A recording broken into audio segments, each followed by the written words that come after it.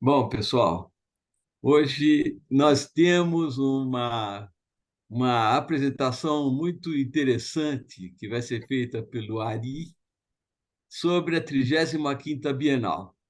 Ari, você está com a palavra, se apresenta, pode ser que tenha pessoas novas que não te conhecem. E Tá. daí, vai em frente. Bom, eu queria me apresentar. Eu sou engenheiro e, para ilustrar isso,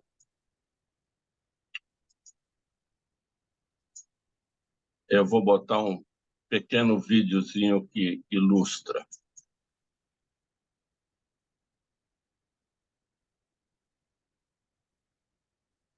I'm worried about little Dilbert. He's not like other kids. What do you mean?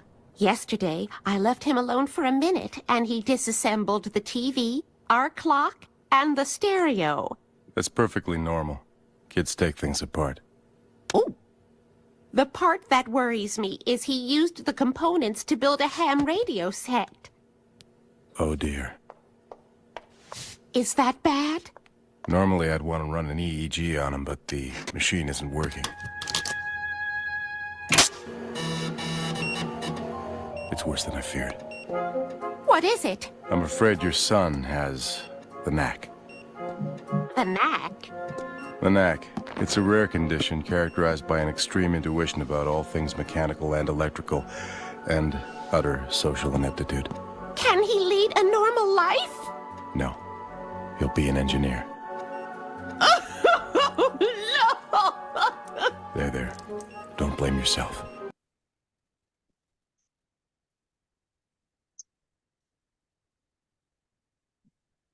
Muito bem. Agora, se eu conseguir, eu Tirar saio daqui. Espera aí. Tem um xizinho lá em cima. Só que o xizinho... X. Ah, tá. Xizinho. Não, é que estava... Aí. Tá. Então, vamos começar a apresentação propriamente dita.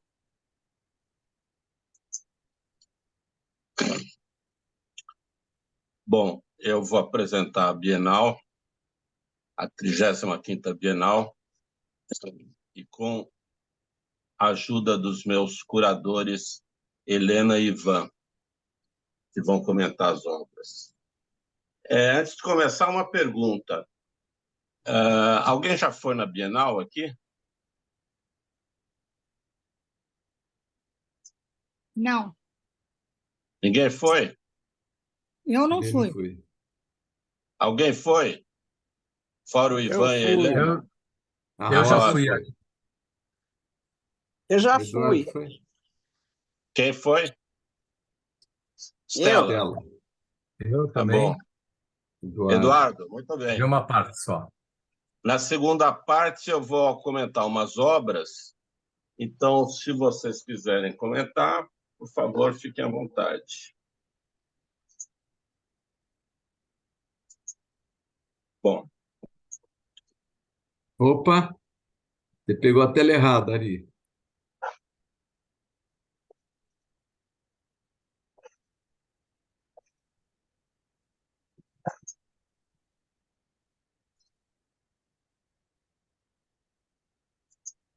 O Seixum, eu conheço o Seixum de muito tempo.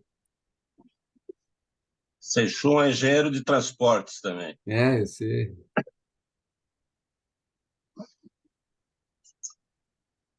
Conhecido de longe, de longa data, né, mano? Seixão. Pois é. Seixum Hanashiro. Isso aí. Bom, eu estava meio desesperado tentando entender a Bienal, aí eu conversei com a Helena, e a Helena me disse essa frase, que a tentativa de compreender a Bienal é exaustiva e enlouquecedora. Aí eu fiquei mais tranquilo. E, além disso, a Helena me deu uma grande dica para entender a Bienal, que foi falar da arte contemporânea. Então, tem duas chaves do enigma bienal. A primeira é justamente a arte contemporânea que eu vou falar rapidamente. E depois eu vou falar um pouco de cultura woke. Vocês vão entender por que eu introduzi esses assuntos na apresentação. Bom, nós podemos dividir a história da arte em 3 grandes fases. A primeira é a arte clássica, depois a arte moderna e depois a arte contemporânea. O que eu chamo de arte clássica? Não sei se o nome correto é esse. A arte clássica era uma arte figurativa, desde o início da humanidade até o século XIX. A arte representava coisas. Então, por exemplo, a criação do homem, Mona Lisa, etc. Eram sempre representações da realidade.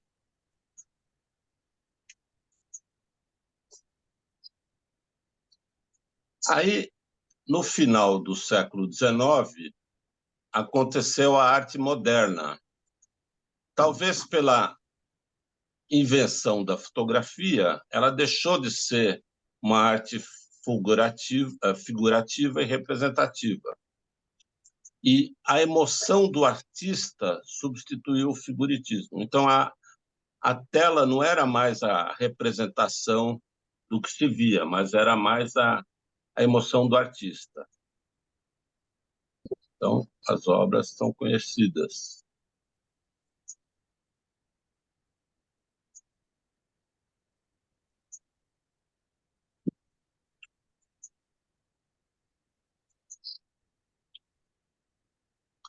E uma terceira fase da arte é a arte contemporânea, cujo foco principal é a reflexão sobre questões sociais, políticas, culturais, etc., da sociedade. Então, além de pinturas e esculturas, as obras passaram a ter outras formas e meios: fotografias, vídeos, instalações, performance, body art, land art e muitas outras. Se me permite uma comparação de engenheiro, a arte contemporânea está para a arte moderna, assim como a arte moderna está para a arte clássica. Então, a arte contemporânea revolucionou novamente a arte.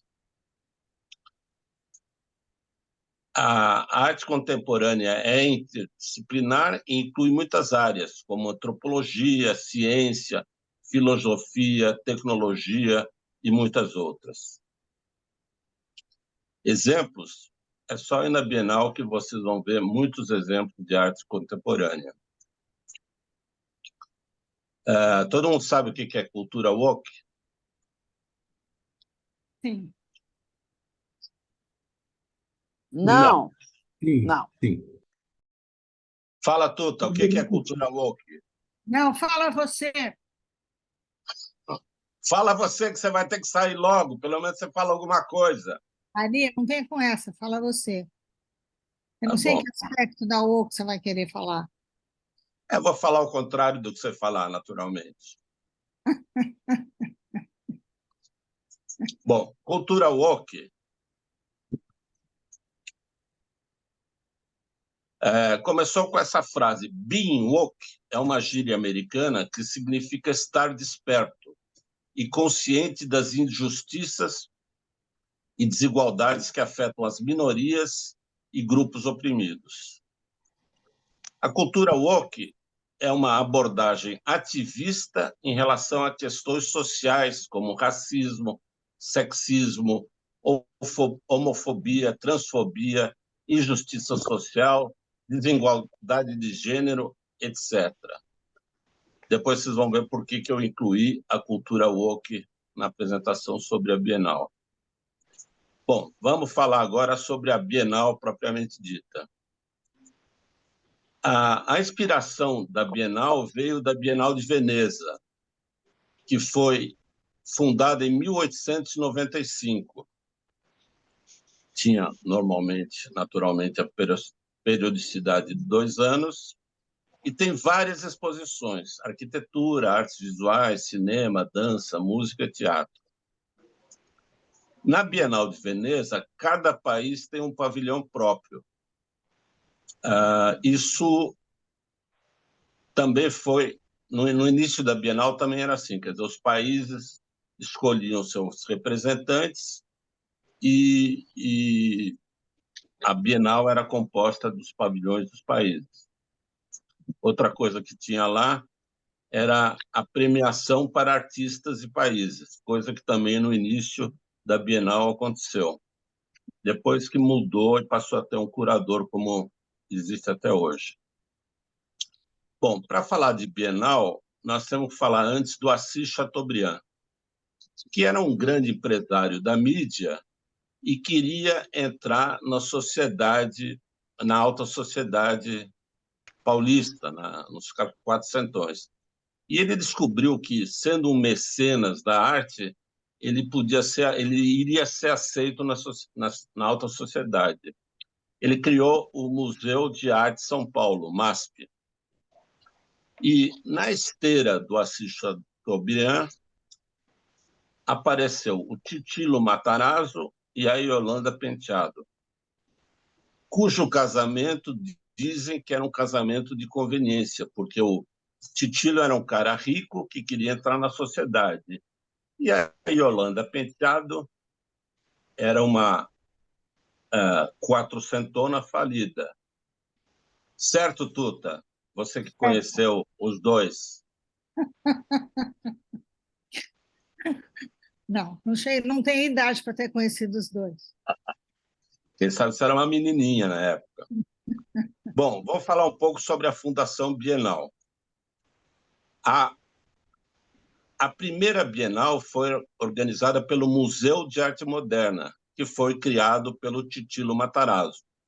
Na verdade, uma curiosidade, a Bienal, quando foi criada, ela chamava Bienal de Arte Moderna. Depois esse nome desapareceu, hoje não é. Hoje é só a Bienal de São Paulo. Em 1958, foi criada a Fundação Bienal, que se separou do Museu de Arte Moderna. Em 1977, com a morte do Matarazzo, a Fundação passou a ser uma entidade autônoma. E hoje, a Fundação Bienal é dirigida por um conselho. 80% do custo da Fundação Bienal é financiado pelo governo, sendo que 60% é a Lei Rouanet. Os outros 20% são de imóveis que ela aluga e algumas rendas que a Fundação possui. Bom, a 35ª Bienal, que é a Bienal desse ano, vou falar da Bienal. Então, algumas informações. Ela fica no pavilhão da Bienal, em São Paulo. O prazo que ela está aberta é 15 de outubro a 10 de dezembro, então quem não foi e quiser ir, tem até 10 de dezembro. E a entrada é grátis, tudo financiado pela Fundação Bienal, ou seja, por nós mesmos. A Bienal tem 120 artistas, com 1.100 obras do mundo inteiro. 35ª. Botão.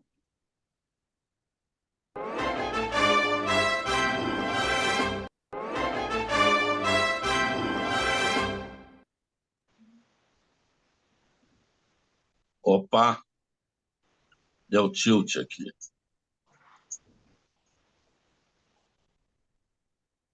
Desculpe nossa falha. Você foi direto para o final, né? Você já deu uma dica. É porque a Tuta ameaça ir embora. Fico nervoso. A culpa é minha, você está vendo, né? Tudo, Você vê? tudo. De tudo.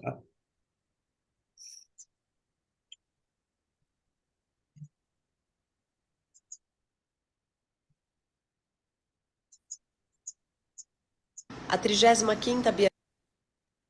uma apresentação aqui da Bienal. A 35ª Bienal de São Paulo é uma Bienal que fala sobre temas cruciais que vão de encontro à minha própria pesquisa curatorial, que fala sobre natureza, sobre o meio ambiente, sobre a coletividade, sobre a importância do trabalho coletivo e da formação coletiva para a realização de muitos dos nossos anseios, fala sobre o movimento, sobre a coreografia do corpo, sobre os movimentos migratórios, os movimentos das pessoas pelo mundo.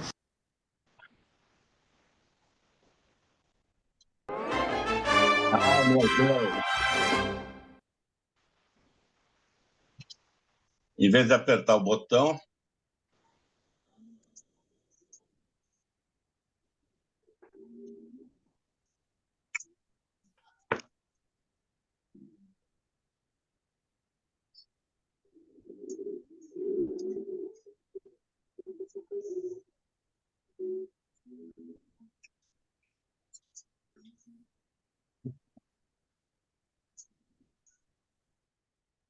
bem, esse ano, pela primeira vez, em vez de ter um curador só, foi feita uma curadoria compartilhada de 4 membros. Diane Lima, que é uma baiana. Eu não vou ler aí, vou deixar um tempo para vocês lerem a descrição dela na tela.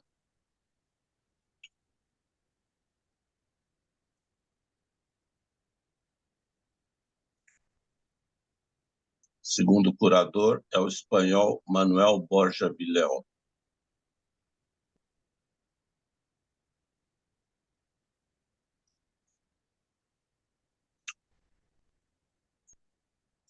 Hélio Menezes.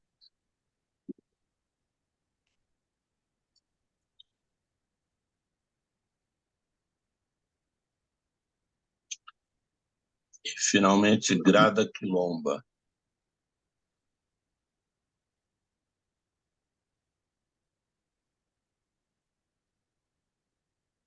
Ari, essa apresentação foi feita por você ou é uma apresentação, é assim que eles se apresentam?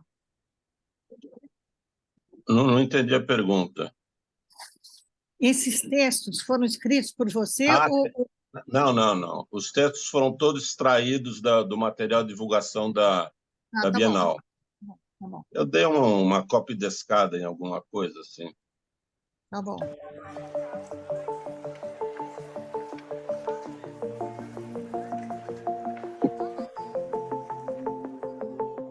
Como coreografar as coreografias do impossível. Isso também tem a ver com o modo de se entender coletivamente, o modo como a gente tem se ajustado com as nossas práticas, com as nossas diferenças e com aquilo que a gente acredita também. Cada uno viene de una situación, de un contexto muy distinto, de dirigir un museo, de ser un artista, y eso genera una estructura que es horizontal, pero además de horizontal no es homogénea. Trabalhar coletivamente implica em trocar pontos de vista, em recuar em alguns aspectos, avançar em outros, mas sempre numa dança que é coreografada entre vários pontos de vista. Foi com essa ideia, com essa intenção que nós chegámos a este título das coreografias do impossível, como uma prática poética, uma prática artística de se movimentar. Eu acho que somos um grupo muito interessadas e muito comprometidas com a ideia do processo, com a ideia da performatividade, ou seja, do que é aquilo que a gente vai encontrar como possível e impossível ao longo do caminho, ao longo da construção da 35ª Bienal.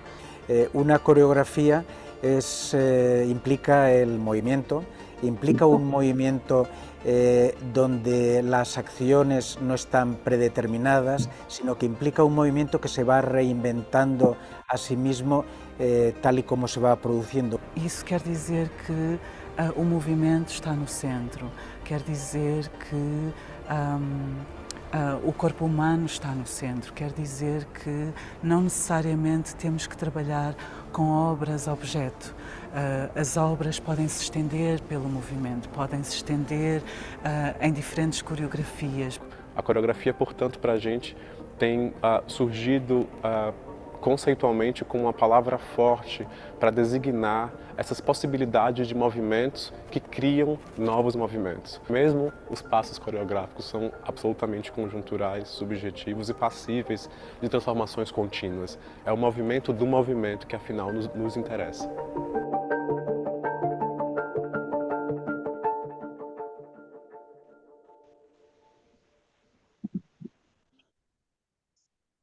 Uma coisa interessante são os patrocinadores.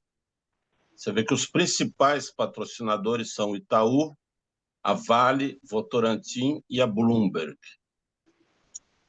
E outros menos importantes, Casas Bahia, Unipar, Redditor, etc. O que é um paradoxo, né? Porque as empresas acabam patrocinando a arte contemporânea que desce o cacete nas empresas e na estrutura do poder. É o paradoxo da arte. Bom, vamos apresentar, então.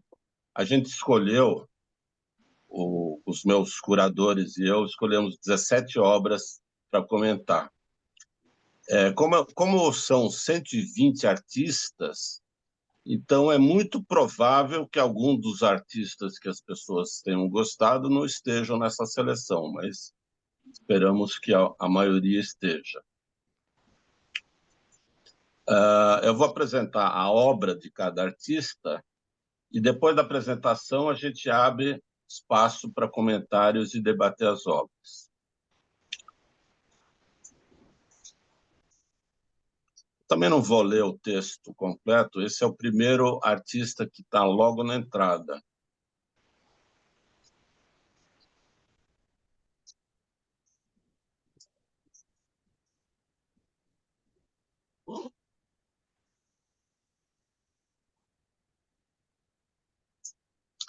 Então, essa obra, logo na entrada da Bienal, você se depara com ela.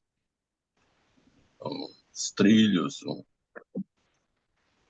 algumas coisas.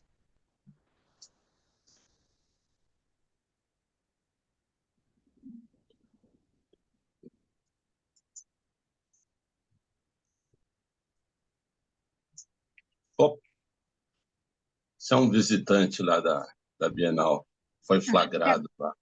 Achei que era uma obra de arte. Não deixa de ser, não deixa de ser. Pois é. Bom, algum comentário? Alguém quer comentar alguma coisa? Eu posso comentar. Fala, Ivan. Eu achei muito interessante. Eu até, para ser sincero, eu nem sabia que eu... Ah, meu Deus, de novo esbarrei no botão. Eu nem sabia que o autor não era brasileiro, mas eu achei muito bacana, porque dá uma ideia, assim, de cara você tem todos aqueles potes de cerâmica indígena e a ferrovia transversalmente adentrando a floresta, adentrando o Brasil escravagista. Eu achei que foi um começo muito feliz. A gente não nos esqueçamos que até o século XIX o Brasil tinha praticamente toda a sua cadeia dorsal urbanizada ao longo da costa. E foram as ferrovias que propiciaram a transversalidade das cargas e a conquista do interior do Brasil, logicamente depois dos bandeirantes, estou falando em termos civilizatórios.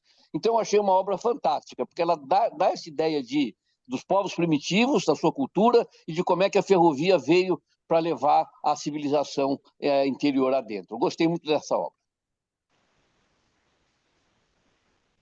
Roberto, quer fazer algum comentário ou não? Não, eu também achei muito interessante, mesmo porque eu gosto de ferrovia, né? Agora, eu achei essa explicação do Ivan excelente. Eu realmente, eu vou te falar, eu fui na Bienal, olhei e entendi pouca coisa. Inclusive, eu tinha uma pessoa que estava lá, não conhecia, eu perguntei para ela o que significava isso. Ela era uma visitante que nem eu. Ela também não sabia. Então, eu percebo que essa questão da arte moderna, contemporânea, desculpa, ela é muito interessante, mas eu acho que, de uma certa maneira, ela é elitista. eu acho que poucas pessoas entendem ou conseguem apreciar o verdadeiro sentido da coisa. Eu acho que uma arte figurativa é muito mais popular do que essa arte contemporânea. Repito, acho a arte contemporânea uma arte elitista. E eu comprovei com as Roberto, pessoas que eu perguntei. Pois não. Uma coisa interessante que, mais ou menos pegando carona no Ivan, é isso. Quer dizer, você apresentou as ferrovias aqui, e, na verdade, a ferrovia ajudou o país, mas, no fundo, era isso, era uma atividade extrativista, né? Quer dizer, a ferrovia não era para o bem do país, era um empreendimento para extrair as riquezas do país, tá certo? É para transportar as riquezas do país, mas em benefício do próprio país. Bom, vamos seguir. Kidlat Tahimik.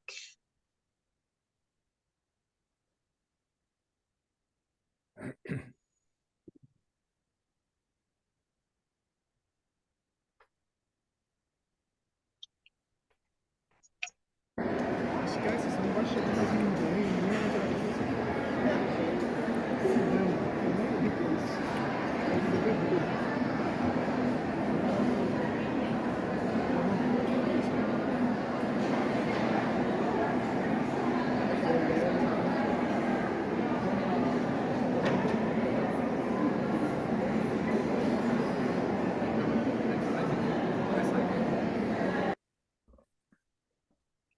Bom, essa obra também está logo na entrada da Bienal. É impossível você visitar a Bienal sem passar pela obra.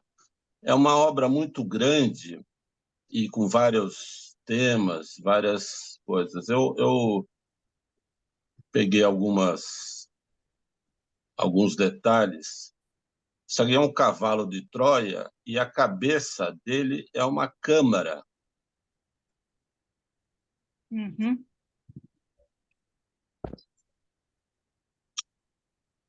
Aqui também mostra que ó, a colonização foi feita por extrativistas, né? Todos eles vêm com a motosserra. Isso aqui era um barco de soldados, né? Com a motosserra. E eu achei interessante porque tinha umas maçanetas aqui do lado de fora. E aí que eu fui ver que isso aqui era tipo um jogo de pebolim. Os soldados eram como se fosse um pebolim. Isso aqui o Ivan me alertou que tinha um tatu aí. Não sei se é um... O que é isso aí? É um presépio, Ari. É um presépio isso? Mas não é uma criança aqui, é sei lá. Como assim? Não é? Pode ser. Uma criança. Aqui é. E uma cena que o Ivan ficou chocado, que é o Mickey castrando aqui um ídolo lá, do Piniquim. Aqui tem uma foto também. O Mickey está tirando uma foto, só que a foto é uma motosserra. Mas o Mickey representa os Estados Unidos, né? Exatamente. Então, e para lembrar, esse Kidlat Tahimik, ele é um cineasta das Filipinas, né? Então, acho que uma das coisas que ele tá criticando aí é a colonização cultural que existe, né, dos Estados Unidos, né? Mais algum? Bastante cultural, né? Sim, sem dúvida. Na verdade, ele mistura a invasão colonial com coisas atuais. Não, eu quero dizer, conceitual, ele vai pegando representações conceituais mesmo, né? Um cavalo de Troia, uma câmara na cabeça. Ele põe um simbolismo nas coisas e você pode entender ou não, captar ou não, ou dar o seu, né? Aonde será que essas obras de arte, depois de desmontada a Bienal, vão parar? Alguém compra essa obra? Ó, Ângela, vou responder essa pergunta só, porque essa eu sei responder. Essa obra, inclusive quem me disse foi o Bernard, que eu encontrei lá. Essa obra ela foi comissionada pela Bienal. Então, o que quer dizer uma obra comissionada? A Bienal paga todos os custos da obra, mas a obra é do artista. Só que se o artista vender a obra, ele tem que indenizar a Bienal. Então, respondendo à pergunta, a obra vai de novo para o artista. Essa obra eu acho que não vai circular pelo Brasil, mas a Bienal tem o seguinte programa. Esse ano, que é 23, tem a Bienal. O ano que vem, 2024, tem uma Bienal itinerante, onde algumas obras vão circular pelo Brasil inteiro. Eu imagino que essa obra não vai ser possível circular, né? Mas a obra é do artista. Quer dizer, essas obras foram comissionadas, né? Mais algum comentário?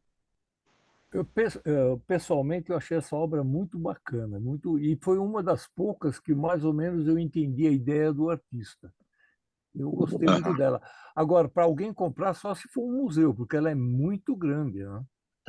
É uma instalação. Bom, a obra seguinte, que eu achei uma curiosidade, mas depois eu descobri que é uma obra. É a Cozinha Ocupação 9 de Julho.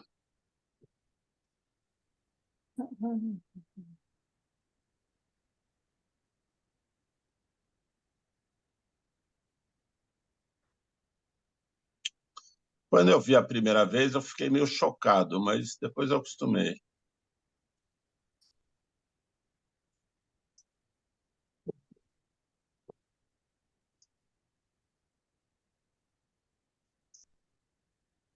Você experimentou a cozinha, Ari? Experimentei. É um feijão com arroz e bife, né? Um prato de trabalhador. Mas bem feito ou não? É normal, normal. Deu para comer. A Rosa comeu, mas não gostou muito, mas eu gostei. Você conhece a Ocupação 9 de Julho, Ari? Não, só de lá. Fala, Tuta. O que é? Não, é um pessoal que invadiu um hotel. Eles têm uma organização muito interessante, muito bem feita, muito bem cuidada, muito... É o Hotel Cambridge? É. Uhum. E é muito interessante, assim, a capacidade organizativa que eles têm de produzir cultura. Às vezes tem show lá, às vezes tem eventos lá. Eu achei interessante que isso fosse tratado como uma obra da Bienal. Não sei se é uma arte contemporânea ou é mais para a cultura woke.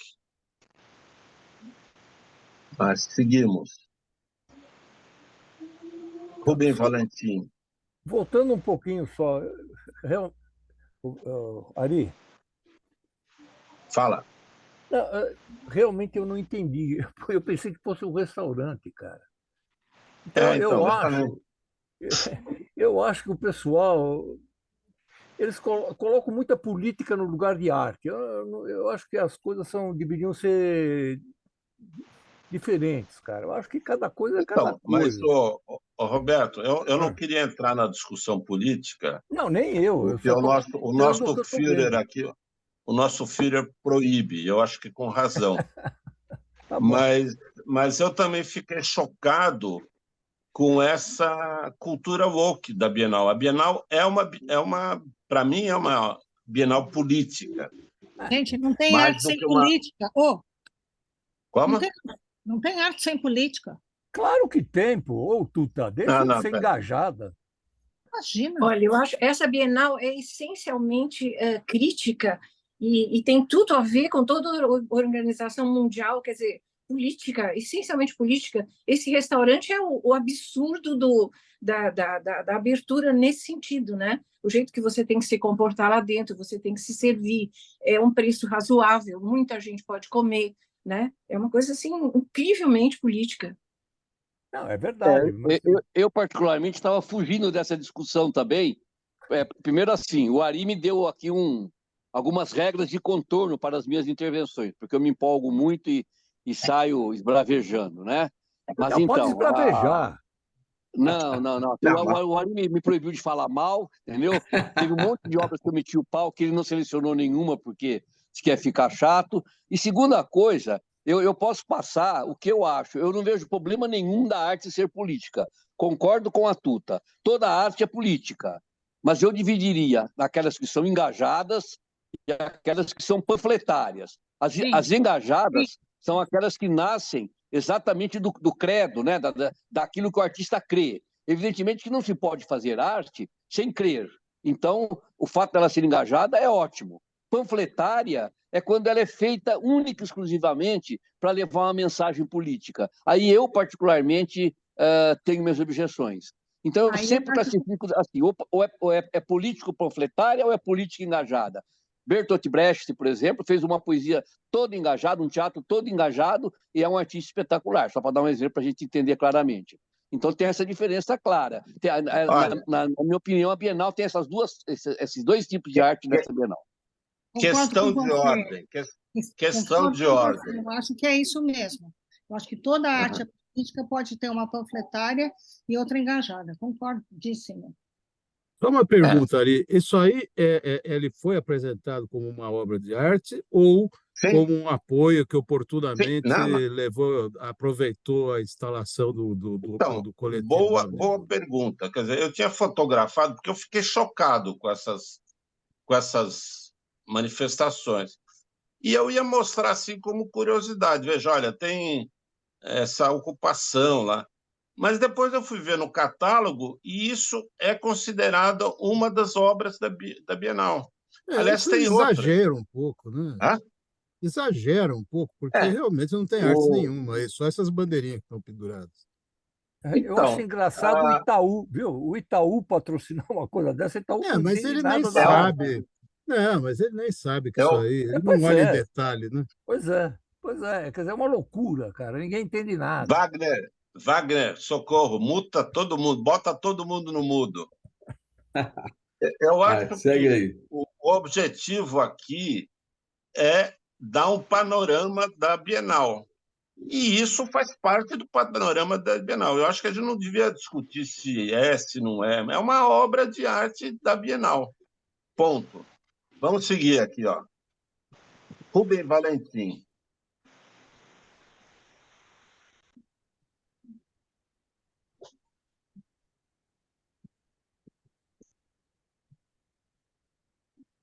Ele tem uma obra lá só, que parece um jogo de xadrez com esses símbolos africanos. Já é falecido, né? Há algum tempo. É falecido. Quando eu coloquei 2 anos aqui, é porque o autor é falecido, né? Nasceu em 22, faleceu em 91. Olha, volta. Se a Helena quiser comentar, eu não comento, mas o que eu vou falar provavelmente pode comentar os dois. Pode comentar os dois. Fala, Ivan. Fala, Ivan. Esse é um dos grandes artistas do construtivismo brasileiro. Não importa, ele é um representante legítimo da matriz africana, da arte negra, com um trabalho maravilhoso, um trabalho simbólico, um trabalho muito, muito, muito, muito rico. E essa quantidade de obras que remetem a orixás da Umbanda tem um apelo visual maravilhoso, uma obra que engrandece a gente, né? Não importa para mim se arte é isso, se arte é aquilo, mas sobre qualquer paradigma que você analisar, é uma obra muito bonita. Toda a trajetória dele, e essa daí está muito bem representada. É bonito mesmo. Concordo. Muito bonito. Concordo plenamente. Eduardo, pode falar também, se quiser. Ok. Bom, seguimos aí. Emanuel Araújo. Falecido também. Ano passado, né?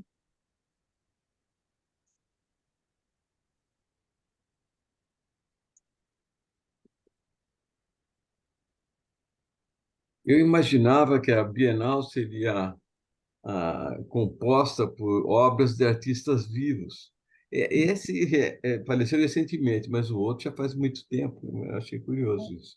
Eu ia perguntar que ele foi parar na Bienal pela mão de quem? Então. Os curadores, sempre. Até um fator engraçado. Nas minhas pesquisas, eu tentei achar qual é o objetivo da Bienal, né? Quer dizer, apresentar o que há de atual no mundo, etc. Mas não existe nenhum objetivo explícito, né? Quer dizer, a Bienal é uma exposição de arte que é feita a cada 2 anos e os curadores definem, com critérios deles, quais são as obras que serão apresentadas. Não tem necessariamente que mostrar só autores vivos ou o que está acontecendo no mundo. É simplesmente obras nos temas escolhidos pelos curadores.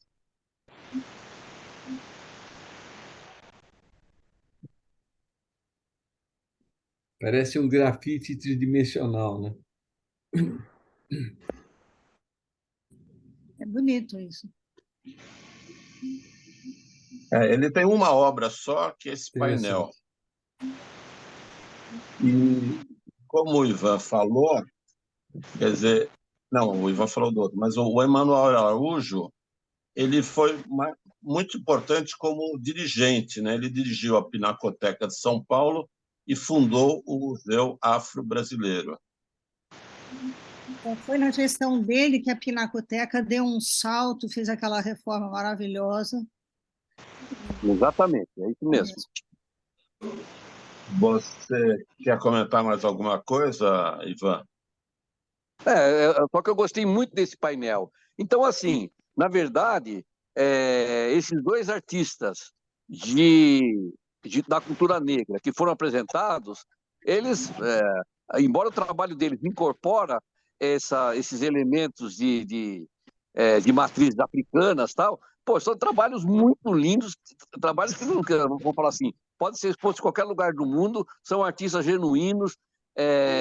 Agora, assim, como você selecionou só o que eu gostei, né, Ari? Vai parecer que eu sou um cara chapa branca que gostou de tudo. Mas essas 2 obras aí do Valentim e do Manuel Araújo, são, na minha opinião, são realmente lindíssimas. A minha intenção é mostrar as coisas positivas da Bienal, não mostrar o que é ruim, né? Então, por isso eu selecionei algumas coisas. Bom, vamos seguir. Eu podia fazer uma pergunta, não?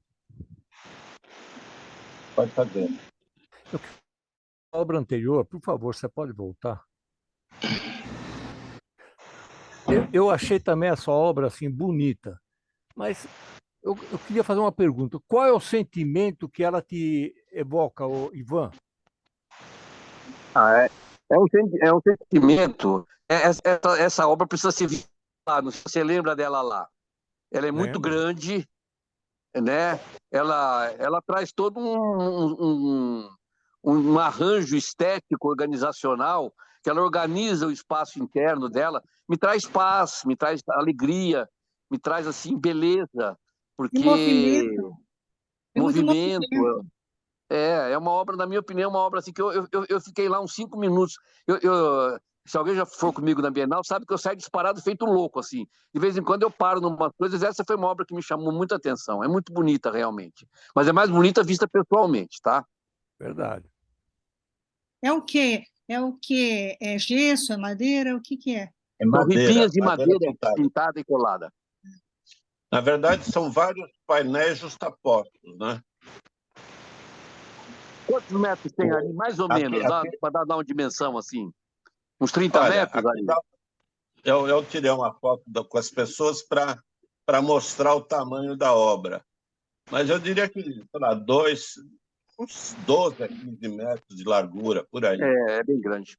E olha, dá para ver o tamanho da obra, né? Deve ter uns 2 metros de altura.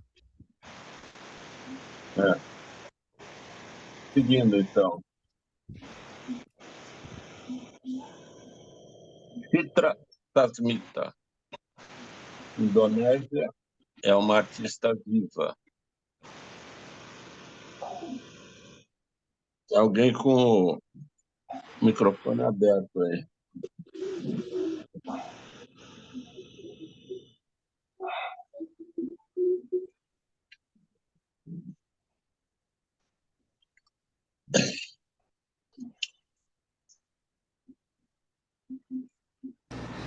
Uma artista que eu demorei algumas visitas à Bienal para me conectar, mas que hoje com certeza é um dos meus highlights, é a balinesa Citra Sasmita. Ela utiliza uma pintura secular chamada Kamaçã para falar sobre a beleza da tradição, mas também para confrontar o patriarcado, mostrando a figura feminina como protagonista. Então ela se utiliza dessa pintura feita na Indonésia do século XV ao XVIII e traz a mulher de forma forte e imbatível, recontando um pouco dessa história.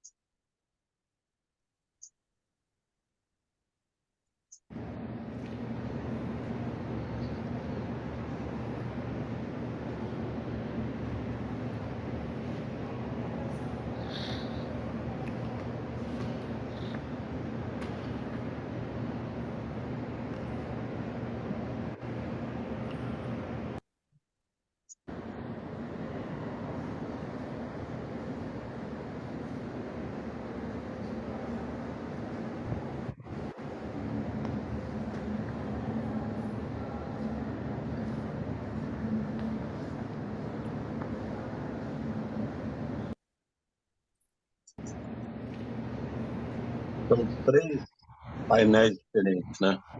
Esse tema parecido.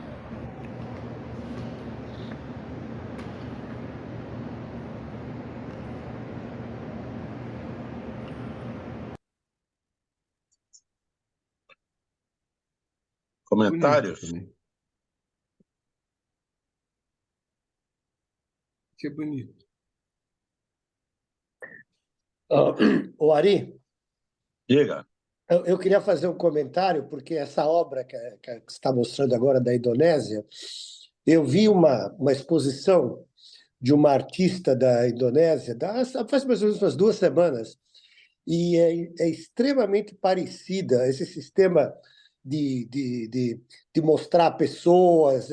Eu acho que eu não vou dizer que isso daí seja uma característica da Indonésia, porque eu não conheço muito mais, mas que parece muito com o que eu vi há umas 2 ou 3 semanas atrás, parece. Então, eu acho isso bem específico da arte da Indonésia. Como a curadora falou, esse tipo de obra é uma obra da Indonésia, esse tipo de painel, digamos. Parece sim. Ivan, Helena, Tuta. Eu acho que está bem Esse comentado. é um painel pintado ou é bordado? Ele é pintado, ele é belíssimo, e eu estou achando o seguinte, Ari, depois dessa explanação sua, vai ficar tão mais fácil ver a Bienal, sabe? Eu também passei meio direto nessa aí, mas depois dessa curadora falar, realmente é um negócio assim impressionante, é gigantesco, e é uma pintura muito expressiva, né? Ela é exagerada no drama dela, né? E a pintura é sobre tecido. E tem esse balanço, né? Tem a coreografia, né? Muito bonito. Essa curadora, inclusive, a Helena que me mandou.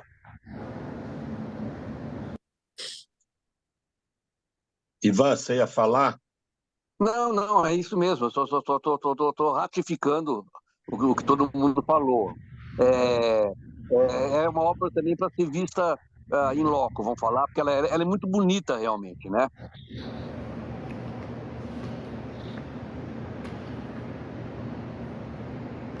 Muito bem. Seguimos. Edgar Calel, da Guatemala, artista vivo.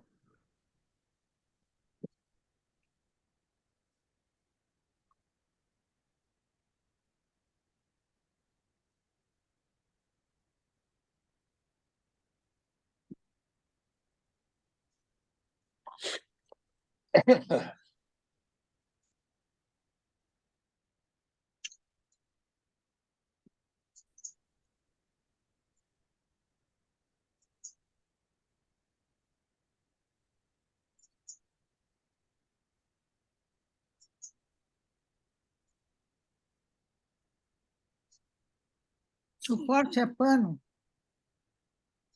É pano bordado. É muito bonito. Não sei se esse painel, A visão, esse muito legal. principal, eu acho que é desenhado, hein, Ivan?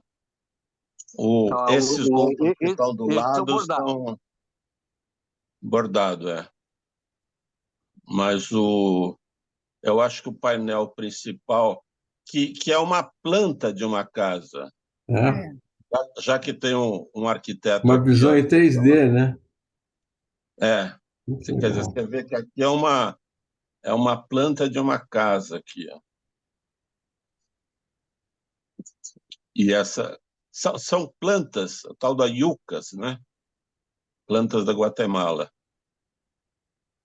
Não, acho que não é Guatemala, não, em volta. É Guatemala? É, Guatemala. Ah, é Guatemala, está perto, Guatemala, é. É isso mesmo. Interessante chamar de Guarani, né? Casa Não, Guarani. ele tem uma relação com os índios do Brasil também.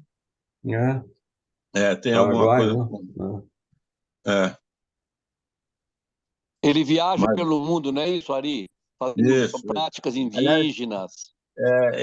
tem um vídeo dele passando lá, mas eu não consegui... acho que não daria para... Aqui no fundo dá para ver que é um vídeo que ele gravou quando esteve aqui, mas eu achei muito difícil de mostrar. Mais tarde nós vamos falar um pouquinho sobre o bordado também, né? Porque essa Bienal chamou... Sim. Tinha um outro artista que trabalhou muito com bordado. Aguardem. Bom, vamos seguir. Rosana Paulino, que é uma artista viva também, nasceu em São Paulo.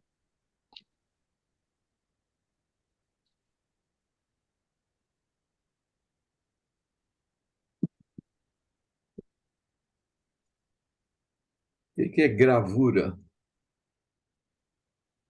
Especialização em gravura. Gravura? É um desenho, gravura, né?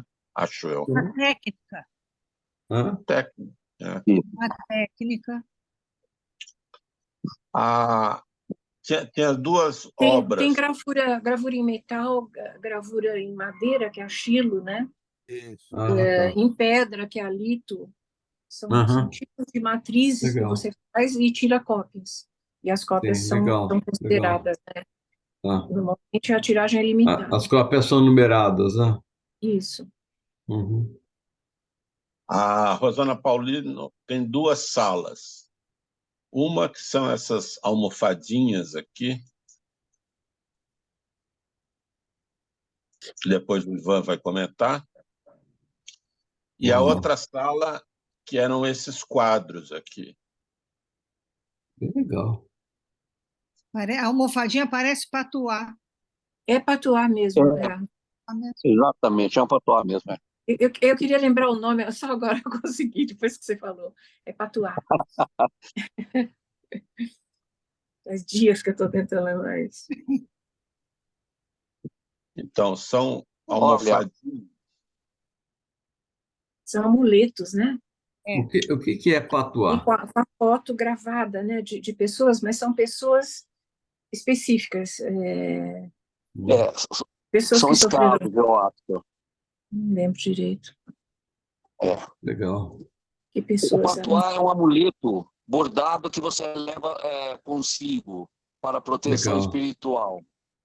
Então, as duas obras dela, uma se aproxima da tal da land art, porque é um libelo em defesa do mangue, que assim, e é bonita também, tem uma estética bonita, porque são obras muito grandes, figurativas, com aquelas árvores com raízes soltas do mangue, e que dão uma impressão muito interessante de imersão. Eu Mas gostei mais, fica. eu gostei de ambas. Gostei mais da Essa, outra, dessa. Fala, Wagner. a land art é uma arte feita no Na terreno, Terra. na Isso, terra. ela me lembra um pouco, porque ela praticamente reproduz o universo do mundo ali, tá? Você pode ver, É você muito se bonito. sente meio imerso no mangue quando você entra na sala, tá? E vê essas deusas espirituais aí, Tá. tá? E a outra, né, a memória que chama a outra exposição, é muito interessante, porque sabe aquelas fotinhos que no cemitério não se usa mais, mas usava muito no Brasil? Então, vem dentro de toda uma cultura de patuá, de uma cultura de ex-votos. Então, assim, é muito interessante. Trabalhou com muita brasilidade o tema, né? Também com as raízes negras, porque eu te digo que são fotos de escravos falecidos. É um trabalho minucioso, bordado, minucioso, com impacto grande também. Achei muito, muito bonita essa obra. É de uma artista que eu particularmente nunca vi falar, nem mais gorda nem mais magra. Mas é muito, muito, muito bonito. Muito, muito expressivo o trabalho, né? É muito forte, né? Eu achei interessante, porque o patuá, originalmente, não tem foto. Ele tem uma concha, ele tem um búzio costurado Aham, junto. Você leva como um amuleto para te dar sorte. entendi. Ela Aham. junta a ideia do patuá, que é da cultura da matriz africana, a Ah, religião da matriz africana, com a representação dos próprios africanos que se ferraram quando chegaram aqui, né? Então, é bonito. É uma ironia, né? muito legal. Pelas fotos, parece que são pessoas falecidas, né? Até pela antiguidade das fotos. Quer dizer, você vê que são fotos antigas. Aham. Talvez escravos mesmo. E Não só para complementar, luz é uma branca. obra lapidar também. Ela lembra lápide, assim, sabe? Eu não sei explicar isso aí, é uma coisa, é uma sensação, né, Roberto? Coisa Já do que você falou de cemitério, sensações, né? Cemitério. ela lembra túmulo, lembra lápide. Então, Memórias é muito bem dado também o título, quer dizer, é uma obra muito expressiva, realmente. Legal. Muito bem. Seguimos.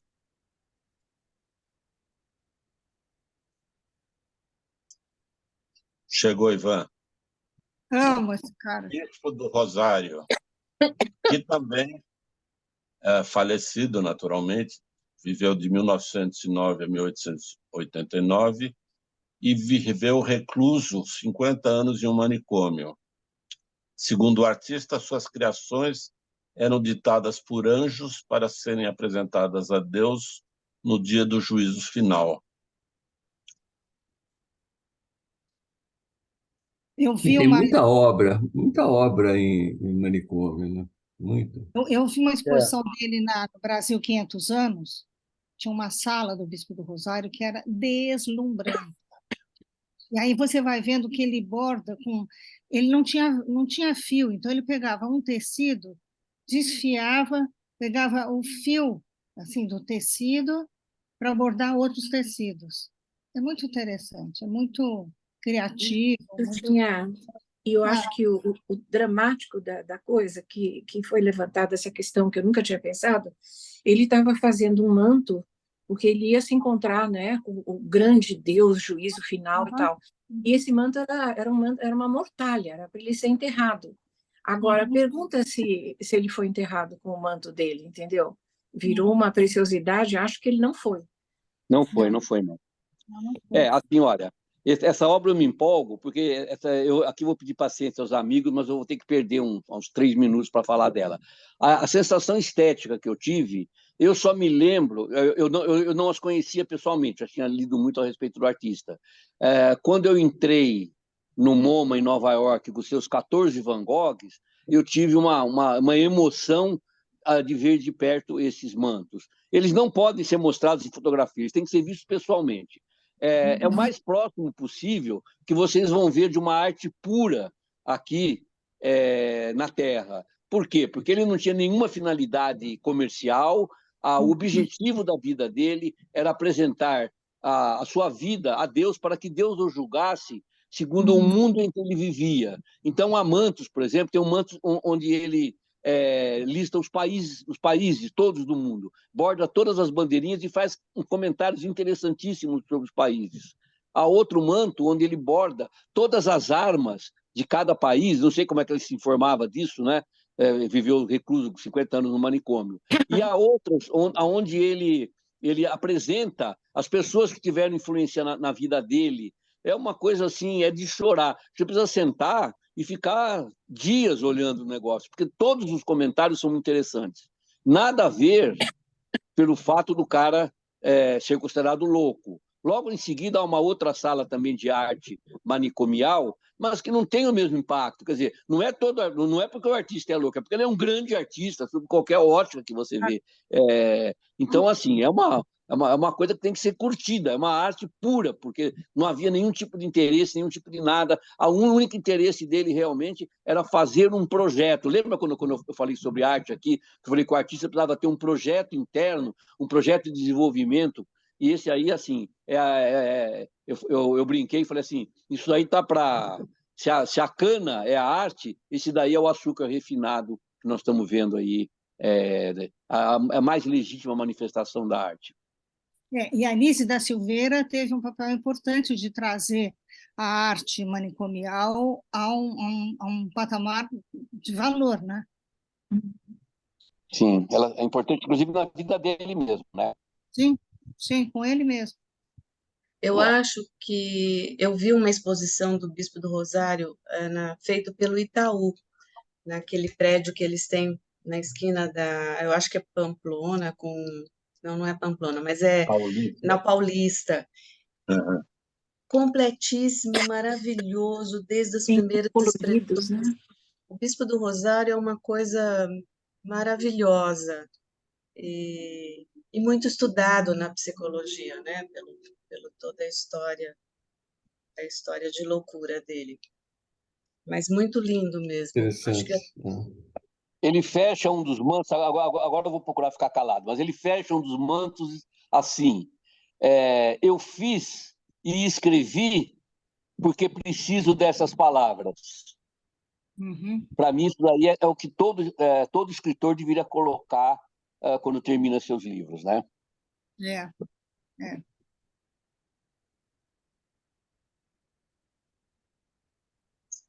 Muito bem.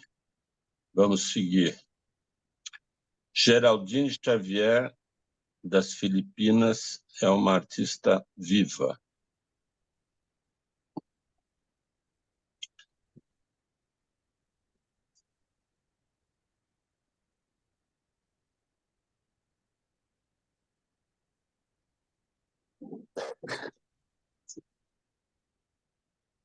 Ela tem uma obra só, que é essa aí. Então, eu tirei várias fotos da mesma obra.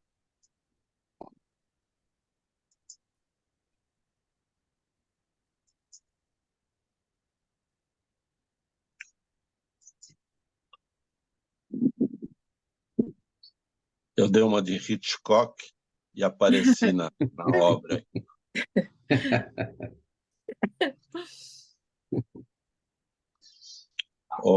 Helena, dá para ver aquele outro artista aqui no fundo? Tem esse azul, espaço, né? é aquele outro artista que eu vou falar daqui a pouco. Está do lado dessa Geraldine. Uhum.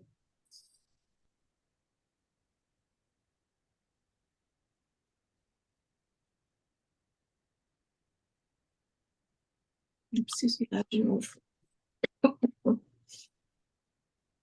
Mais algum comentário? Não. Seguimos, então. Guadalupe Maravilha nasceu em El Salvador, com o nome de Irving Moranzan, em 1976, portanto, está vivo.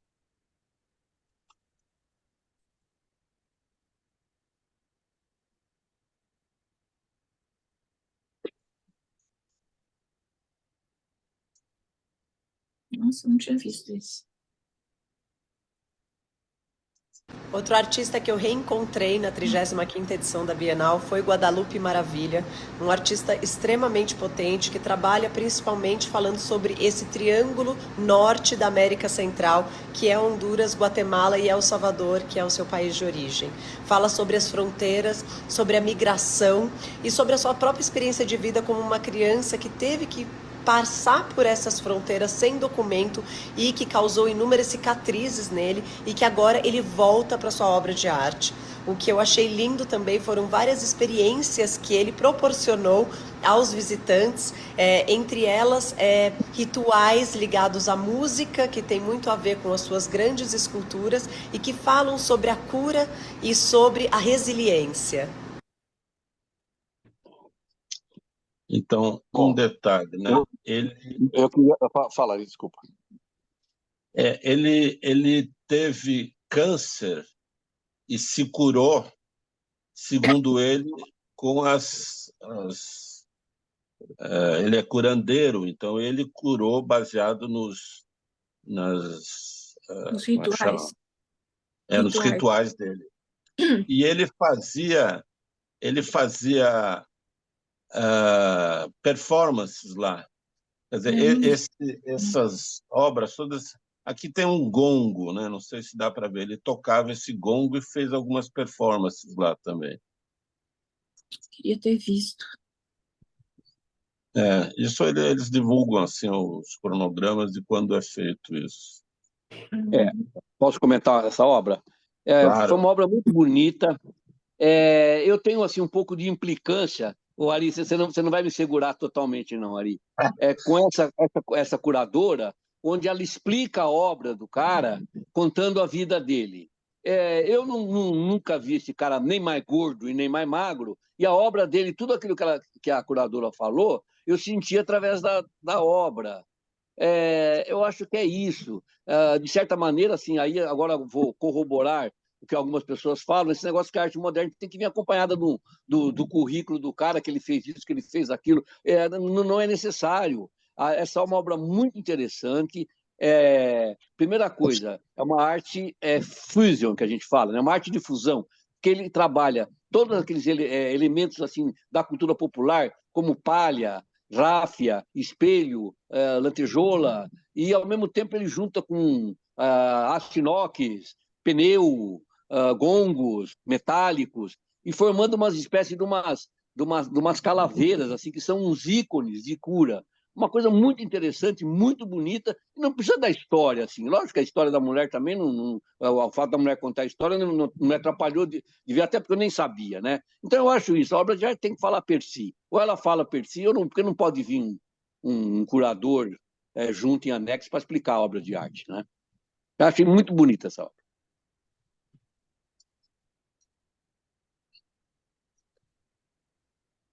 Mais algum comentário? E depois, no fim, eu quero falar alguma coisa sobre isso que o Ivan falou. Então fala agora, fala. Pode ser que seja comprido. Vamos deixar para o fim?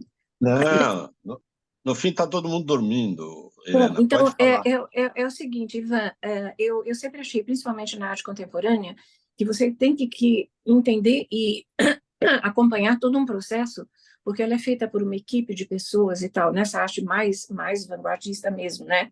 Então, eu sempre estava achando isso. Agora, naquela do trilho, que eu me envolvi profundamente emocionalmente, quando eu fui ver qual era a intenção do artista, eu fiquei incomodada, sabe? Porque atrapalhou a minha poética interna, sabe? Então, eu achei muito interessante ter acontecido isso, porque eu achava, nossa, assim que eu souber do que se trata, do que ele quis, e eu vi muito mais coisas que ele fez na vida, tal, eu até depois posso falar mais. Mas, assim, eu não queria ter visto tanto, sabe? Eu queria ter ido na minha história dos trilhos, sabe? Foi muito interessante isso, porque contrariou tudo que eu achava. Concordo plenamente com você, Helena. Então, de certa maneira, nós estamos como um acordo. Quer dizer, não tem importância de nós conhecermos o background, nós conhecemos a história. Mas não tem que explicar nada, né? Não tem que explicar nada. A fruição da obra de arte está em primeiro lugar, porque senão não é obra de arte, né? Concordam comigo? Quer dizer, a fruição está em primeiro lugar. O entendimento racional, através de uma análise da vida, quais as intenções, isso também pode ser posto, mas tem que estar como elemento secundário. E a gente percebe muito claramente em uma escola onde assim, a vida do cara é mais importante do que ele faz. Desculpa, mas eu não penso assim, né?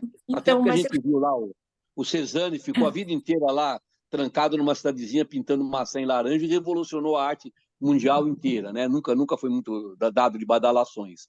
É o que eu penso.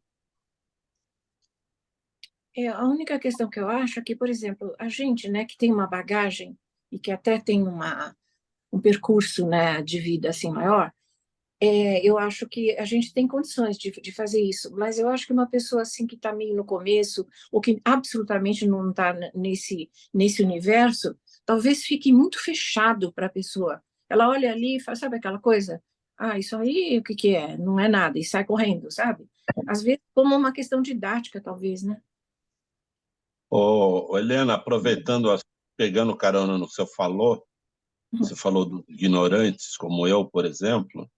Eu não falei isso. Eu me confesso um ignorante. Aquela obra da caravela, da colonização cultural, eu olhei e falei, interessante, os caras com motosserra, não. Mas quando eu vi a história dele e vi que ele era um cineasta filipino, aí me caiu a ficha. Eu falei, não, ele é um cineasta filipino e ele está protestando contra a invasão cultural americana. Então, para mim, abriu o contexto do artista é muito importante, político, social, etc., né? Então, realmente, às vezes a gente precisa disso, né? Porque se a gente não sabe nada, mas fica essa dualidade mesmo. Ori, Diga. só para esclarecer, as Filipinas não tiveram nenhuma invasão americana. As Filipinas foram colonizadas pela Espanha.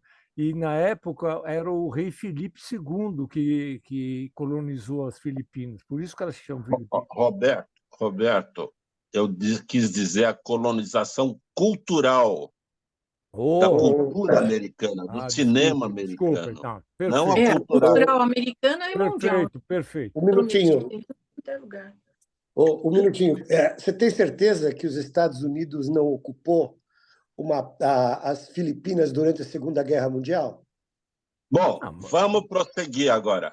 Wilfredo Lan, que é um artista já falecido, nasceu em Cuba, faleceu na França.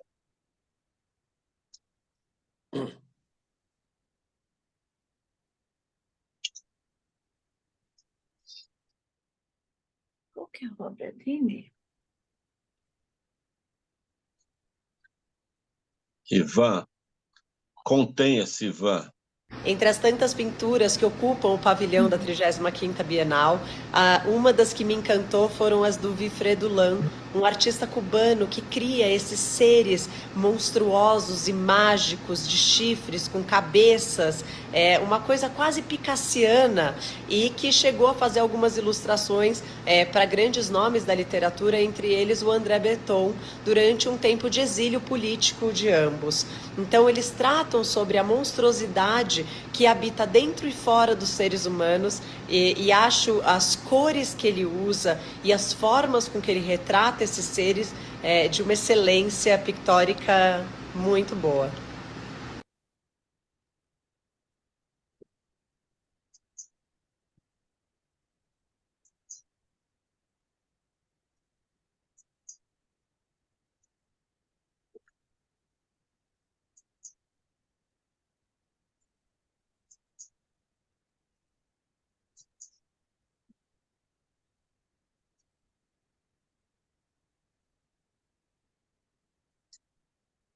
Fala, Ivan. Eu acho que eu vou pular essa daí. Eu esperava um pouco mais. Isso é um artista muito famoso, né? Ele também tem influência chinesa. Se não me engano, o pai ou a mãe dele era chinês. Sim. Eu esperava um pouco mais e me decepcionei um pouco ao ver as obras assim expostas lá, tá? Esperava um pouco mais, mas é bonito, sim. É interessante. Mas não sei. Ele tem uma fama mundial assim, muito grande e não me impressionou tanto, vai. Helena, tem alguma coisa a falar? Então, eu também achei assim uma releitura muito próxima do Picasso, e eu tinha gostado das cores, mas eu nem sabia quem era, e eu passei meio reto nele também. Eu não fiquei, não. Eu não sei se é uma... dos meus escolhidos. Se ele Mas faz uma citação ao Picasso ou é plágio mesmo? Otávio? Não chega a ser plágio, não. O Arthur adorou. As Otávio, cores tem alguma delas é opinião? muito bonito. Eu acho que a palavra plágio não cabe. Eu acho Não que cabe. É releitura. ele se inspirou, e do mesmo jeito que dezenas de outros se inspiraram no cubismo, em tudo aquilo que o Picasso iniciou. O Picasso foi um precursor de várias tendências, né? Então você deve olhar isso pelo que ele é. Eu não vejo nada de negativo. Não, que eu lembraram acho Picasso. que... Me incomodou um pouco.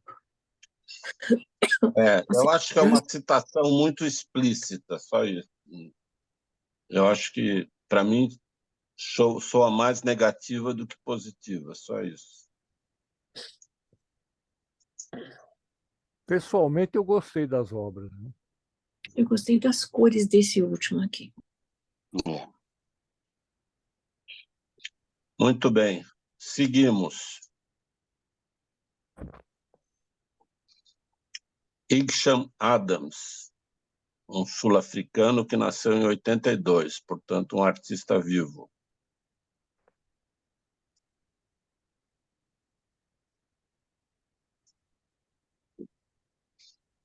Ele tem uma obra só na Bienal, e eu não sei se as fotos refletem bem o que é a obra, né? Eu acho que, pessoalmente, dá para sentir mais a obra.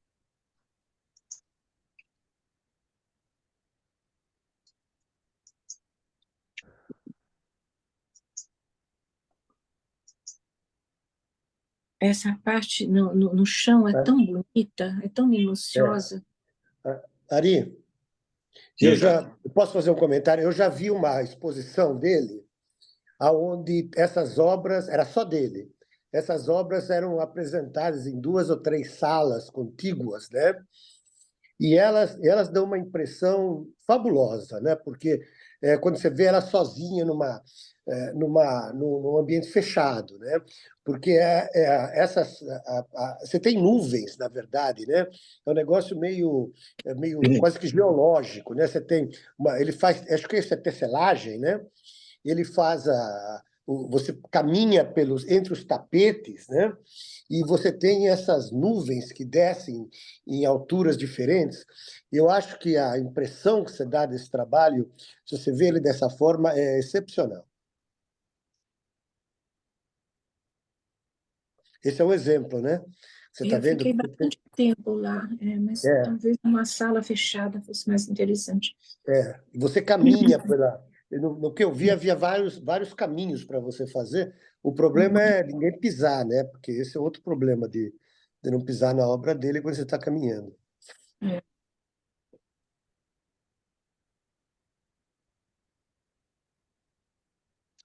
Seguimos. Kapwani Kiwanga. Nasceu no Canadá em 78, portanto, um artista vivo.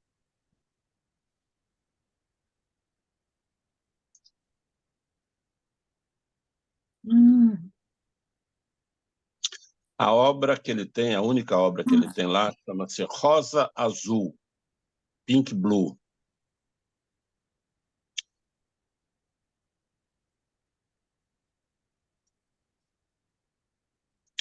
Também essa eu não entendi, mas a Helena vai explicar para nós daqui a pouco.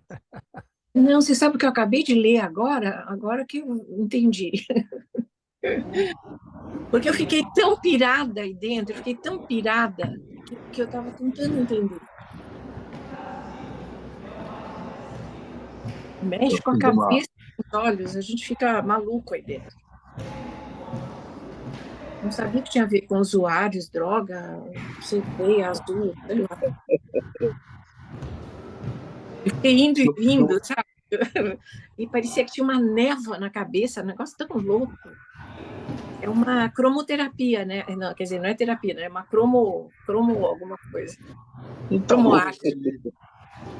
o Ivan que me desculpe, mas a explicação é que ele usou isso porque nas prisões americanas o azul é usado para que os usuários de droga não consigam enxergar a veia. Nossa, é E muito o louco. rosa eu acho que acalma, uma coisa assim. Quer dizer, ele fez criticando o sistema penitenciário americano. Essa situação que Mas é tiver. profundo, perturbador. Eu achei bom, eu fiquei transpirando. Eu não entendi bem o que ela fazia com a cabeça da gente, mexia muito. É. Bom, seguimos.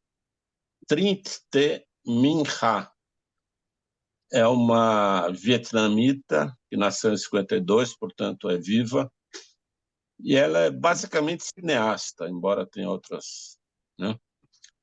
E eu coloquei um filme, ela tem 2 filmes lá, e eu coloquei um filme aí, eu não ia deixar esse filme, mas a Helena me obrigou a deixar o filme. Então vou passar o filme. Vocês julguem o que acharem. É curtinho, tem 1 minuto, mas quer dizer, eu peguei parte do filme.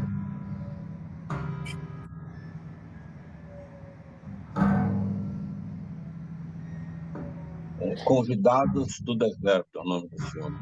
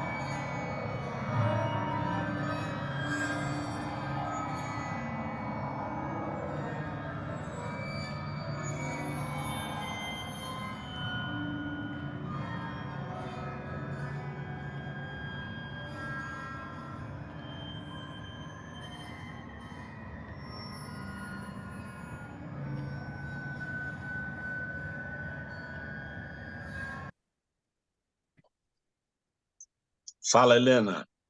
Então, eu acho que a dança, né? A dança é uma coisa impressionante, a linguagem dela, né? Ela fala mesmo por si só. Agora, eu estava pensando em coreografia do impossível, né? Realmente está tudo aí, né? Eu acho que o tema está completamente bem ilustrado nessa composição dela aí. Eu achei muito original, eu achei muito impactante. Sei lá, gostei muito. Eu não tinha visto na Bienal, não vi. Eu vi só na sua apresentação. Algum comentário mais? Seguimos, então. Luana Vita nasceu em 95, em Minas Gerais, numa região de mineração.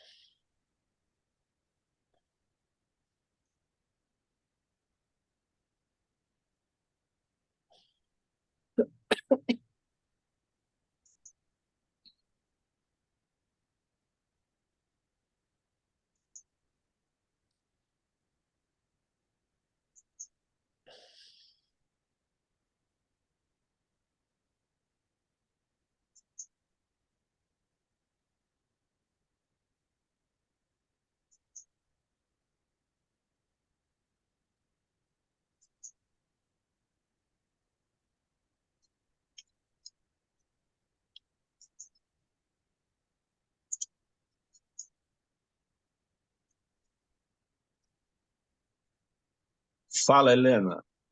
Então, eu acho essa obra, assim, belíssima, sabe? Uma coisa de louco.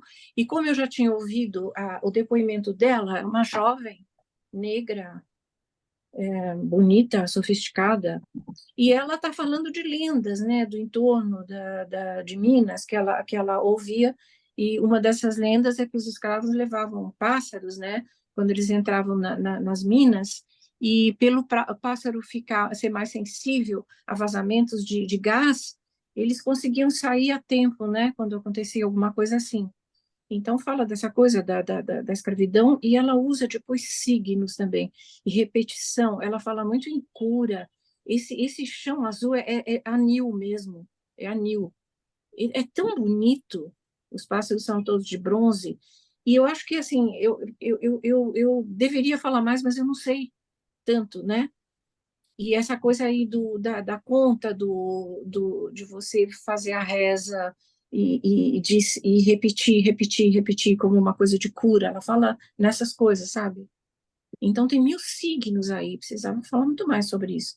Ela também não falou tanto, mas é sobre essa não é lenda não, né? É sobre essa época de escravos, né? Que eram jogados em qualquer tipo de situação e eles arranjaram esse tipo de saída, né, para sobreviver. Mas é lindíssimo, lindíssimo, lindíssimo esse azul, assim. Mas eu queria saber mais sobre essa obra.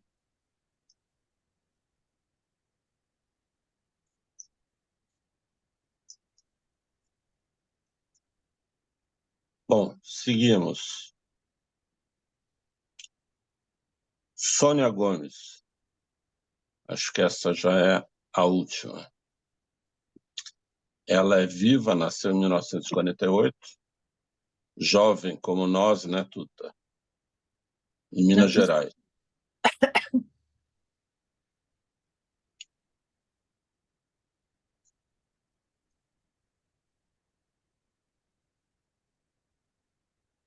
Torção e tensão. Você viu essa obra lá, Helena? Eu acho que... eu vi, mas eu não liguei muito, sabe? Uhum. Por isso que eu acho que eu devia ter lido. Agora que eu li sobre essa torção e tensão, acho que isso deve ser interessante de olhar com mais cuidado. É impossível ver a Bienal uma Porque a vez só. gente cansa. Eu vi duas, mas eu estou aprendendo a ver 10. É impossível. Mas agora é interessante ver de novo. Olha que legal. Bonito. Bonito, não? Fala, Ivan. Não, achei bonita. Eu não me lembro de ter visto essa daí também, porque, como vocês falaram, é muito grande. Acho que eu me perdi nessa daí. Era um monte de coisa espalhada. Mas eu achei esse desenho bonito, o desenho. A gente devia ver só um andar cada vez, né? Eu também vi, confesso que não me tocou.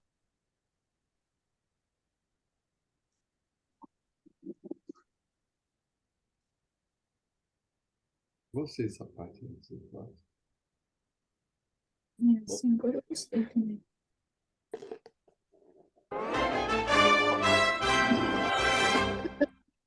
Muito bom. Ô, Ari, excelente. Você não vai deixar eu criticar ninguém mesmo, não, Ari? Posso só fazer Não, só uma crítica? Não, eu já falei. Não, eu falei pro Wagner, dedo no botão aí, Wagner. Senão ele se entusiasma. Não. Vai ser só uma crítica assim, para encerrar, tá bom? 10 segundos, vai, Ivan. Não. Não vou falar do português, não, hein? Vou falar do português, exatamente, pô. Tem lá, nessa Bienal, tem um português que pintou o chão, ele passou resina e pintou de vermelho, e você tem que tirar o sapato para andar em cima do chão vermelho do cara. Bom, todo mundo que foi em Inhotim conhece lá as cosmococas do Hélio Oiticica, que, se não me falha a memória, é de 1967. Quer dizer, nós temos uma obra que tem 56 anos, que é muito mais interessante, muito mais rica, explorando essa ideia. Então, assim, por que a Bienal vai buscar um camarada que não tem nada de inédito, tem nada de interessante? Por que não vai... Tempo esgotado, Ivan. Mas, Ivan, quem era ele? Segundos. Ele falou 20 segundos. Ele era brasileiro? Quem era aquele do chão cor-de-rosa? Ivan, a gente não consegue te ouvir. Português. Ele era Oi, português. Não, o Ivan. Ivan se entusiasma, não para mais de falar. Não, alguém tirou o som do Ivan. Alguém tirou o som do Ivan. Ivan, você está no mudo. Coloca o som, coloca o som. Quem que botou o Ivan no mudo? Não, olha, isso aí tá sacanagem. Me deu 30 segundos e depois me corta a palavra. Não, ó, eu dei então 10 vou falar, segundos. Eu dou 30. Tá bom, tem um português que fez um chão vermelho, passou resina, pintou de vermelho. Nós já vimos isso. Então, você já falou, Ivan. Então, por que buscar uma coisa que é repetida, que o Hélio Oiticica fazia 60 anos atrás, muito mais interessante, muito mais legal. Então, assim, eu não vejo... lembra que eu falei do ineditismo na arte há 14 dias atrás? Quer dizer, você repetiu uma coisa que é a mesma ideia e ainda piorada, então não tem muito sentido, né? Então tem algumas obras lá que realmente você ficou perguntando assim, por que um curador vai pegar um negócio desse daí? Eu queria entender, queria que alguém me explicasse por que não pega uma obra do Oiticica, que eu estou tentando pegar... Fala, Helena. Então, sacanagem. Mesmo mas ele não para de falar. Se deixar ele falar, ele não fala. Sacanagem, Ari, sacanagem. Não, ele não para. Ele fica... deixa ele, ué. O pior é que ele fica nervoso. Ari, nós já estamos na fase de perguntas e respostas? Já. Não tem fase de resposta, só tem fase de pergunta. Pode perguntar. Não, eu queria falar só uma coisa. Primeiro, parabéns a você pela apresentação, aos curadores, quer dizer...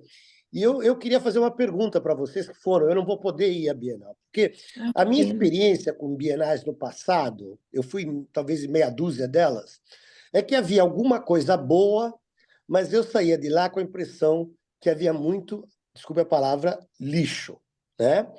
A impressão que eu tinha é que havia uma porcentagem grande desse negócio. Agora, eu não estou vendo isso na apresentação que vocês fizeram. Quer dizer, tudo que vocês mostraram é primeira linha. A minha pergunta é, espera um pouquinho, ali, vocês mantiveram, o que está fora da apresentação? É de má qualidade? Não. Então, o Ivan também. Quando eu falei com o Ivan foi lá na Bienal, fez um relatório com 10 itens positivos e 45 negativos. Eu falei, Ivan, eu vou mostrar o que a Bienal tem de bom. O que ela tem de ruim, não preciso mostrar. O que adianta mostrar coisas ruins? E eu fiz esse pacto com ele, que eu já até rompi, porque eu deixei ele falar 30 segundos do português. Quer dizer, é isso mesmo. Quer dizer, eu acho que a gente... Eu acho que tem muita coisa ruim lá, mas eu quis mostrar as coisas boas, só isso. Não, eu não acho que tem muita coisa ruim nessa Bienal. Você não acha? Não. Você não acha? Eu acho essa Bienal, como ela já é excêntrica demais, porque ela está num tempo para frente, sabe? Esse tempo que a gente precisa de 100 anos para achar que o Van Gogh foi bom, é muito difícil você olhar a arte contemporânea, porque você não tem essa perspectiva, sabe? Agora, eu acho que a arte tem uma força, como aquela dos trilhos, realmente passa essa coisa da autoria, e ela te invade de uma maneira que eu acho que é uma experiência extremamente transformadora. Agora, assimilar o problema é o gigantismo, né? Assimilar mil e poucos trabalhos não é possível. Então, muita coisa acontece por questão do cansaço também, né? Agora, se a gente vê historicamente as bienais, antigamente não existia a menor comunicação no mundo, né? A gente não tinha esses elementos de comunicação. O que a Bienal trazia eram coisas, artistas novos de tudo quanto é lado do mundo. Então, era de uma preciosidade assim, para a informação, para a transformação, né, dos nossos artistas e do público em geral, de uma importância enorme. Depois foi se transformando. E eu acredito que que tenha havido algumas bienais que foram infelizes, sabe? Que teve problema com curadoria, que não teve patrocínio e que não foram tão boas, não acho. Agora, essa é muito diferente de todas as outras. Tanto que a minha experiência... as paredes, todas as paredes tinham um quadro, em todo aquele, sei lá quantos quilômetros. É terrível você assimilar isso, né? Agora as propostas são muito mais complexas. Agora, com pouquíssimas exceções, tudo o que se foi visto hoje à noite veio de artistas de língua portuguesa ou espanhola, né? Quer dizer, com exceção de um da Cidade do Cabo obviamente, a Indonésia, né? O resto estava nessa vertente, né? Guatemala, El Salvador, Brasil. Quer dizer, existe uma tendência a pegar mais línguas da Península Ibérica, vamos dizer assim? Eu não sei se... Otávio, deixa eu só responder. Eu tentei obter essa informação de quantos países tinham e quantos artistas tinham de cada país, mas eu não consegui essa informação. Mas eu acho que você tem razão. A maioria é América Latina. A maioria. O Roberto está com a mão levantada. É verdade. Fala, Roberto. Não, eu só queria fazer um comentário rápido. É o seguinte, eu fui na Bienal, eu não sou conhecedor de arte, achei que tem muita coisa, não entendi a maioria, e eu acho que para a próxima Bienal seria interessante vocês organizarem, vocês que eu digo as pessoas que conhecem, tá? Essas, por exemplo, que estão apresentando hoje, uma prévia, porque a gente vai lá e vai nas coisas interessantes, porque tem tanta coisa que a gente, às vezes, passa alguma coisa que é interessante, porque a gente já está cansado de ver, na minha opinião, umas bobagens, e a gente deixa de ver, eventualmente, alguma coisa que é interessante. Eu acho que os entendedores, como vocês hoje, podem exatamente dar esse destaque, e quando nós formos lá, a gente já vai direto naquilo que interessa. É só isso. Olha, Fala, Carlos. Fala, Carlos. Deixa o Carlos falar. Depois você fala, Helena. Bom, primeiro, parabéns para vocês três, que vocês, com o mínimo de informações que vocês receberam, vocês deram uma palestra e tanto. Segunda coisa que eu queria comentar é, logo de cara, apresentaram o tal da importância ou da vontade de chegar no movimento do movimento. Eu vi bastante movimento, mas eu não vi movimento do movimento. Alguém pode me explicar isso? Fala, Helena. É para responder ou falar o que eu ia falar? Deixa eu falar. Agora é para responder. Não, essa pergunta é muito difícil, eu preciso pensar. Não, Nari, é o seguinte, depois que eu vi a palestra, nossa, para mim foi tão mais abrangente, sabe? Que eu tinha ido lá, tal, aquele jeito que a gente vai, né? Eu achei muito interessante, deu vontade de ir de novo, sabe? Deu uma visão, assim, muito mais assimilável, porque a Bienal tem essa coisa, a gente devia ver só um pavilhão, a gente vê 3 andares, mesmo essa não sendo tão cheia. Agora, o movimento do movimento, coreografia do impossível. Do impossível ou do invisível? Me pareceu. Esse negócio em movimento é que os caras estavam falando sobre o processo de chegar à conclusão de qual que deveriam ser as obras. Tinha idas e vindas, vai para um lado, vai para outro e tal, que era a discussão entre os 4 curadores. Me pareceu isso. É interessante. Eu Movimento queria mesmo, né? responder a pergunta do Otávio ainda. Mas acho difícil responder isso aí. Não tem Eu queria responder a pergunta do Otávio. Fala. Mas sem pichar, hein, Ivan? Sem pichar. Tá bom, eu agora vou elogiar. Otávio, tinha uma artista norte-americana muito bacana, chamada Judith Scott. O trabalho dela, se não me engano, ela tem síndrome de Down, mas eu não tenho certeza, tá? Mas eu acho que sim. E ela faz uma espécie de uns pacotes assim, costurados e que se parecem com presuntos, assim. Você entra, assim, os pelos da gente já se eriçam, porque é uma coisa assim tão chocante, sabe? Dá a impressão que você está assim numa morgue, no necrotério, não sei explicar, mas um trabalho tão forte, tão bonito, viu? Só para exemplificar que tem artista norte-americano, sim, mas essa foi uma das obras aí que tá também por uma questão de limitação de tempo, o Ari cortou, tá bom?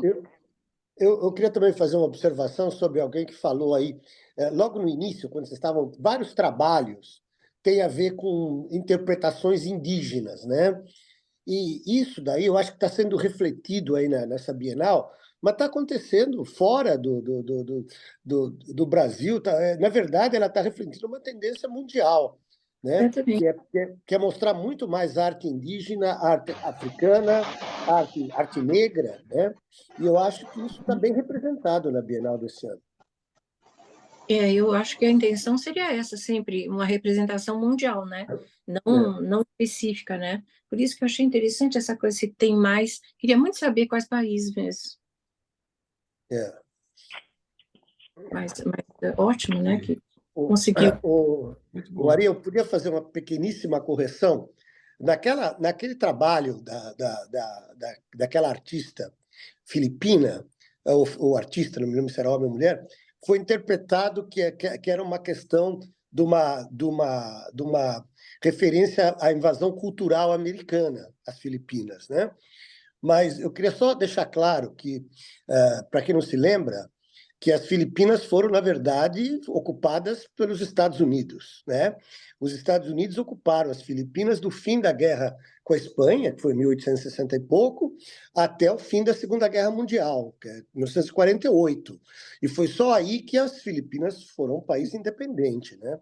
Então, aquela motosserra, aquele negócio pode ser interpretado como uma alusão à ocupação do país, não ocupação cultural, mas ocupação física do país pelos Estados Unidos, né? Só isso. Bom, mais algum comentário ou encerramos? Eu queria fazer um comentário. Fala, Arthur. Não, Arthur. tinha uma pessoa antes de mim aqui. Oi. Que hora você chegou na palestra, Arthur? 8h20 e tanto. Então, vê lá o que você vai falar. O que eu ia falar é o seguinte... Vê lá o que você vai falar, por favor. Fica tranquilo, eu só vou falar mal, não se preocupe. É o seguinte, primeiro, realmente a seleção de obras que vocês fizeram foi soberba, porque eu realmente tive mais impressão que eu estava numa amostra de um museu muito, muito bem representado em alguma parte do mundo do que vendo todas essas representações de minorias, etc. Né? Quer dizer, para mim foi uma surpresa saber depois que isso basicamente foi retirado de um acervo de minorias que estavam se manifestando e foi uma seleção dessas minorias. Achei interessantíssimo isso. E acho até o seguinte, acho que aproveitando a expertise, o modelo que foi estabelecido para essa palestra, que foi excelente, quer dizer, a participação do Ari, da Helena, Ivan. Foram excelentes. Quer dizer, eu gostei demais do modelo. E queria parabenizar e queria que você estabelecesse para um próximo evento como esse uma coisa em loco, uma estrutura para visita em campo, coletiva. Depois o Ivan tentou agitar isso. Seria interessantíssimo, apenas para reforçar isso que o Ivan sugeriu. Acho que seria uma coisa muito interessante para ser tentada novamente. Quem sabe em alguma época do futuro. Arthur, eu agradeço as suas amáveis palavras.